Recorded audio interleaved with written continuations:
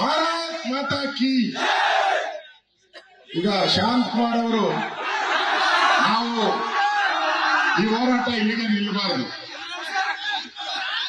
ಕಳೆದ 6 ತಿಂಗಳಿಂದ ನೀವು ಹೋರಾಟ ಮಾಡಕ್ಕೆ ಪರ್ಮಿಷನ್ ಕೇಳ್ತಾ ಇದ್ರು ಪೊಲೀಸರಿಗೆ, ಕೊಟ್ಟಿಲ್ಲ, ಕೊಡೋದು ಇಲ್ಲ. ಅದಕ್ಕೆ ನಮ್ಮ ಶಾಂತಕುಮಾರ್ ಅವರು ನಮ್ಮ ಬೆಲ್ಲದವ್ರನ್ನ ಕಾಂಟ್ಯಾಕ್ಟ್ ಮಾಡಿ, ಶಾಂತಕುಮಾರ್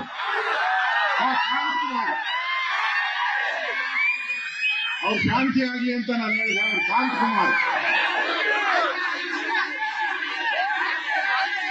ಬೆಲ್ಲದವರು ಕ್ರಾಂತಿ ಕುಮಾರ್ ಬೆಲ್ಲದವರು ಇವತ್ತು ಹೋರಾಟಕ್ಕೆ ಒಂದು ಪರ್ಮಿಷನ್ ತಗೊಂಡು ಇವತ್ತು ಫಸ್ಟ್ ಟೈಮ್ ಬೀದಿಗಿಳಿದು ಹೋರಾಟ ಮಾಡಕ್ಕೆ ಒಂದು ಅವಕಾಶ ಸಿಕ್ಕಿದೆ. ನಮ್ಮ ಮೇಯರ್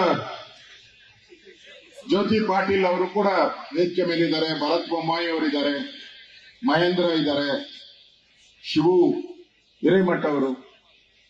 ಅದಕ್ಕಿಂತ ಹೆಚ್ಚಾಗಿ ತಾವೆಲ್ಲ ವಿದ್ಯಾರ್ಥಿಗಳು ಕೂಡ ಈ ಹೋರಾಟದಲ್ಲಿ ಬಂದಿದ್ದೀವಿ. ಇದು ಸಾಂಕೇತಿಕ ಹೋರಾಟ ಆದ್ರೆ ಇಲ್ಲಿ ಬರ್ತೀವಿ, ನಾವು ಮಾತಾಡೋದ್ರಿಂದ ಏನು ಉಪಯೋಗ ಆಗಲ್ಲ. ಮಾತು ಸ್ವಲ್ಪ, ಕೆಲಸ ಜಾಸ್ತಿ.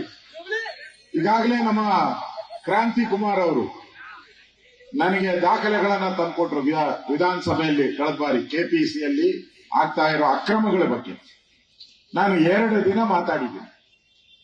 ಕೆಪಿಸಿಯಲ್ಲಿ ಏನು ಅಕ್ರಮಗಳಾಗಿ ಅಪಾಯಿಂಟ್ಮೆಂಟ್ಗಳನ್ನ ಮಾರಾಟ ಮಾಡ್ತಾ ಇದ್ದಾರೆ, ಡಿಲೇ ಮಾಡ್ತಾ ಇದ್ದಾರೆ, 2 ದಿನ ಮಾತಾಡಿದೆ. ಇಡೀ ಸರ್ಕಾರ ತಲೆ ತಗ್ಗಿಸಿ ನಿಲ್ಲೋ ರೀತಿ ನಮ್ಮ ಹೋರಾಟವನ್ನ ನಾವು ಮಾಡಿದ್ದೀವಿ. ಒಂದು ಕೈಯಲ್ಲಿ ಚಪ್ಪಾಳೆ ಆಗಲ್ಲ, ನಾವು ಒಂದು ಕೈಯಲ್ಲಿ ಚಪ್ಪಾಳೆ ಹೊಡೆದ್ರೆ ಆಗಲ್ಲ. ನಾವು ವಿಧಾನಸಭೆ ಒಳಗಡೆನೂ ಹೊಡಿಬೇಕು, ಆಚೆ ಕಡೆನೂ ಹೊಡಿಬೇಕು. ಆಗ ಮಾತ್ರ ಹೋರಾಟ ಸಕ್ಸಸ್ ಆಗುತ್ತೆ, 2 ಕಡೆ. ಅದಕ್ಕೆ ನಮ್ಮ ಕ್ರಾಂತಿ ಕುಮಾರ್ ಹೇಳಿದ್ದೀನಿ, ಪಾದಯಾತ್ರೆ ಶುರು ಮಾಡಿ. ಹಾಗೂ ವಿಧಾನಸಭೆ ಅಧಿವೇಶನ 6ನೇ ತಾರೀಕಿಂದ ನಡೆಯುತ್ತೆ, ಸುಮಾರು 3 ವಾರಗಳ ಕಾಲ ನಡೆಯುತ್ತೆ. ಇವತ್ತು ನಾವು ಕೇಳ್ತಾ ಇರುವಂತದ್ದು, ಇಲ್ಲಿ ಬಂದಿರುವಂತ ಜನನ್ನ ಫಿಲಪ್ ಮಾಡಿ ಇನ್ನೂ ಜಾಬು ಅಷ್ಟಿದೆ, 2,85,000 ಜಾಬ್ಗಳಿದೆ. ಇವತ್ತೇನೋ ಡಿ.ಕೆ. ಶಿವಕುಮಾರ್ ಕೇಳಿದ್ರಂತೆ ಸಿದ್ದರಾಮಯ್ಯ, ಅಶೋಕ್ ಏನ್ ಮಾಡಿದ್ದಾನೆ, ಅಶೋಕ್ ಎಷ್ಟು ಅಪಾಯಿಂಟ್ಮೆಂಟ್ ಕೊಟ್ಟಿದ್ದಾನೆ ರೆವಿನ್ಯೂ ಮಿನಿಸ್ಟರ್ ಆಗಿದ್ದಾಗ ಅಂತ. ಓಪನ್ ಚಾಲೆಂಜ್ ಹೇಳ್ತೀನಿ, ಓಪನ್ ಚಾಲೆಂಜ್ ಆಗಿ ಹೇಳ್ತೀನಿ, ನಾನು ಎಷ್ಟು ಅಪಾಯಿಂಟ್ಮೆಂಟ್ ಮಾಡಿದ್ದೀನಿ ತಹಸೀಲ್ದಾರ್ ಲೆಕ್ಕ ಕೊಡಿ. ನಾನು ಅಪಾಯಿಂಟ್ಮೆಂಟ್ ಮಾಡಿದ್ದೀನಿ, ಎಸಿ ಅಪಾಯಿಂಟ್ಮೆಂಟ್ ಮಾಡಿದ್ದೀನಿ. ನಾನು ಹೋಮ್ ಮಿನಿಸ್ಟರ್ ಇದ್ದಾಗ ಪೊಲೀಸ್ ಇಲಾಖೆಯಲ್ಲಿ 1000 ಜನಕ್ಕೆ ಅಪಾಯಿಂಟ್ಮೆಂಟ್ ಕೊಟ್ಟಿದ್ದೀನಿ. ಸ್ಪೋರ್ಟ್ಸ್ ಕೋಟಾ ಕ್ರಿಯೇಟ್ ಮಾಡಿದ್ದೀನಿ. ನಾನು ರೆವಿನ್ಯೂ ಮಿನಿಸ್ಟರ್ ಆಗಿದ್ದಾಗ ವಿಲೇಜ್ ಅಕೌಂಟೆಂಟ್ ಇಂಟರ್ವ್ಯೂ ಇಲ್ಲ, ಟೆಸ್ಟ್ ಇಲ್ಲ, ಯಾರು ಮಾರ್ಕ್ಸ್ ಅನ್ನ ಹೈಯೆಸ್ಟ್ ತಗೊಂಡಿದ್ದಾರೋ ಅವರಿಗೆ ಡೈರೆಕ್ಟ್ ಆಗಿ ಅಪಾಯಿಂಟ್ಮೆಂಟ್ ಕೊಟ್ಟಿದ್ದೀನಿ, 1000 ಜನಕ್ಕೆ ಕೊಟ್ಟಿದ್ದೀನಿ. ತೆಗಿಬೇಕಾದ್ರೆ ನಾನು ರೆಡಿ ಇದ್ದೀನಿ, ಬಂದು ಯಾವ ವೇದಿಕೆ ಮೇಲೆ ಬಂದು ನಿಮ್ ಜೊತೆ ನಾನು ಡಿಬೇಟ್ ಮಾಡಕ್ ರೆಡಿ ಇದ್ದೀನಿ. ನೀನೇನ್ ಮಾಡಿದ್ಯಾ 3 ವರ್ಷದಿಂದ? ನೀನೇನ್ ಮಾಡಿದ್ಯಾ ಹೇಳಬೇಕು. 3 ವರ್ಷದಿಂದ ನೀನು ಎಷ್ಟು ಜನ ಅಪಾಯಿಂಟ್ಮೆಂಟ್ ಮಾಡಿದ್ಯಾ ಹೇಳು ಸಿದ್ದರಾಮಯ್ಯ ಅಂತ ಕೇಳಕ್ ನಾವು ಇಲ್ಲಿ ಬಂದಿರೋಂಥದ್ದು. ಹೇಳು ಎದ್ದೇಳು. ನಿಮಗ್ ಮಾತ್ರ ಒಂದೇ ನಿಮಿಷ, ನಿಮಗೆ ಅಪಾಯಿಂಟ್ಮೆಂಟ್ ಬೇಕು, ಡಿ.ಕೆ. ಶಿವಕುಮಾರ್ ಅವರಿಗೆ ಸಿಎಂ ಆಗಬೇಕು, ಜಾಬ್ ಬೇಕು, ಅವರಿಗೆ ಜಾಬ್ ಬೇಕು. ಫೈಟ್ ಮಾಡ್ತಾವ್ರೆ ಡೆಲ್ಲಿ, ಧರಣಿ, ಹೋರಾಟ, ನ್ಯಾಯ, ದೇವರು, ವಿಭೂತಿ ಎಲ್ಲ. ಸಿದ್ದರಾಮಯ್ಯನವ್ರಿಗೆ ಆ ಜಾಬಲ್ಲೇ ಉಳ್ಕೊಬೇಕು, ಅದಕ್ಕೆ ಹೋರಾಟ. ಇಲ್ಲಿ ನಮ್ಮ ಮಕ್ಕಳು ಯಾರು ದಲಿತರಿದ್ದಾರೆ, ಹಿಂದುಳಿದವರಿದ್ದಾರೆ, ಮುಂದುವರೆದವರು ಯಾರೇ ಇರ್ಬೋದು, ಬೀದಿಯಲ್ಲಿ ನಿಂತ್ಕೊಂಡು ಹೋರಾಟ ಮಾಡ್ತಾ ಇದ್ದಾರೆ ಜಾಬ್ಗೋಸ್ಕರ. ಹೊಸ ಜಾಬ್ ಕೇಳ್ತಾ ಇಲ್ಲ, ನೀನೇನೋ ಹೊಸ ಫ್ಯಾಕ್ಟರಿ ಮಾಡಪ್ಪ ಸಿದ್ದರಾಮಯ್ಯ ಕೇಳ್ತಾ ಇಲ್ಲ. ಹೊಸ ಆಸ್ಪತ್ರೆ ಮಾಡು, ಕೇಳ್ತಾ ಇಲ್ಲ. ಇರೋ ಜಾಬ್ ಕೊಡಯ್ಯ ಸಾಕು, ಇರೋ ಜಾಬ್ ಕೊಡು. ಅದನ್ನು ಕೇಳಕ್ಕೆ ಹೋರಾಟ ಮಾಡ್ತಾ ಇರೋವಂಥದ್ದು.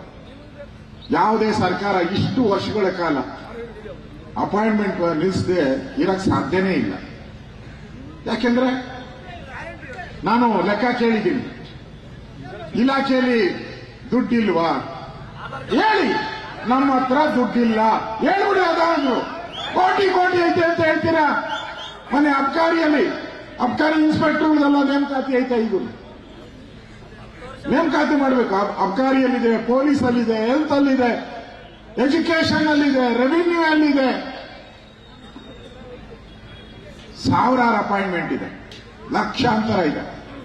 ಯಾಕೆ ವೇಟಿಂಗ್ ಮಾಡ್ತಾ ಇದ್ದೀರಾ? ರೀಸನ್ ಹೇಳ್ಬೇಕು.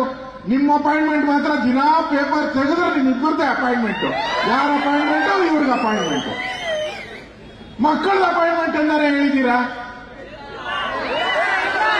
ನಾನು ಫೈನಾನ್ಸ್ ಡಿಪಾರ್ಟ್ಮೆಂಟ್ ಕೇಳಿದ್ರು ಮೊನ್ನೆ, ಯಾರೋ ಫೈನಾನ್ಸ್ ಡಿಪಾರ್ಟ್ಮೆಂಟ್ ಅವರು ಅನುಮತಿ ಕೊಟ್ಟಿಲ್ಲ ಅಂದ್ರು. 65,000 ಜನಕ್ಕೆ ಅನುಮತಿ ಕೊಟ್ಟಿದ್ದಾರೆ. ಫೈನಾನ್ಸ್ ಡಿಪಾರ್ಟ್ಮೆಂಟ್ ನೇಮಕ ಮಾಡಿ ಅಂತ ಹೇಳಿದ್ದಾರೆ. ಏನ್ ದಾಡಿ ನಿಮ್ಗೆ ಮಾಡದೇ ಇರೋದಕ್ಕೆ? ಏನ್ ದಾಡಿ ಇದೆ ನಿಮ್ಗೆ? ಮಾನ ಮರ್ಯಾದೆ ಇದೆಯಾ ನಿಮ್ಗೆ? ಮಾನ ಮರ್ಯಾದೆ ಇದ್ದಿದ್ರೆ ಇಷ್ಟೊತ್ತಿಗೆ ನೇಮಕಾತಿ ಮಾಡ್ತಾ ಇದ್ರು. ಈ ಹೋರಾಟವನ್ನ ಒಂದು ತಾರ್ಕಿಕ ಅಂತ್ಯಕ್ಕೆ ನಾವು ತೆಗೆದುಕೊಂಡು ಹೋಗಬೇಕಾಗಿದೆ. ನಮ್ಮ ಹೋರಾಟ ನ್ಯಾಯ ಸಿಗೋವರೆಗೂ ಹೋರಾಟ ಮಾಡಬೇಕು. ನ್ಯಾಯ ಸಿಗೋವರೆಗೂ ಹೋರಾಟ ನಿಲ್ಲಂಗಿಲ್ಲ. ಇದೇನೋ ಬಂದಿದ್ದೀರಿ, ಮನೆಗೆ ಹೋದ್ರಿ, ಆಗಲ್ಲ. ಇದು ಮಂತ್ರಕ್ಕೆ ಮಾವಿನಕಾಯಿ ಬೀಳಲ್ಲ. ಮಂತ್ರಕ್ಕೆ ಬೀಳಲ್ಲ. ನಾವು ಬಿಸಿ ಮುಟ್ಟಿಸ್ಬೇಕು ಸರ್ಕಾರಕ್ಕೆ. ಆ ದೃಷ್ಟಿಯಿಂದ ನಾವೆಲ್ಲ ವಿದ್ಯಾರ್ಥಿಗಳಾಗಿ ಕೋಚಿಂಗ್ ತಗೊಂಡು ಎಕ್ಸಾಮ್ ಬರೆಯುವಂತದಕ್ಕೆ ಹಗಲು ರಾತ್ರಿ ಕಾಯ್ತಾ ಇದ್ದೀರಿ. ನಮ್ಮ ಎಕ್ಸಾಮ್ ತಗೊಂಡು ಯಾವತ್ತು ನಮಗೆ ಇಂಟರ್ವ್ಯೂ ಬರುತ್ತೋ, ಯಾವತ್ತು ನಮ್ಮ ಅಪಾಯಿಂಟ್ಮೆಂಟ್ ಬರುತ್ತೋ, ಆ ಜಾತಕ ಪಕ್ಷಿಗಳಂತೆ ಕಾಯ್ತಾ ಇದ್ದಾರೆ. ನಾವಲ್ಲ, ಇಡೀ ನಿಮ್ ಕುಟುಂಬ. ಒಂದ್ಸರಿ ಜ್ಞಾಪಕ ಮಾಡ್ಕೊಳ್ಳಿ, ನಿಮ್ ತಂದೆ, ನಿಮ್ ತಾಯಿ, ನಿಮ್ಮ ಅಕ್ಕ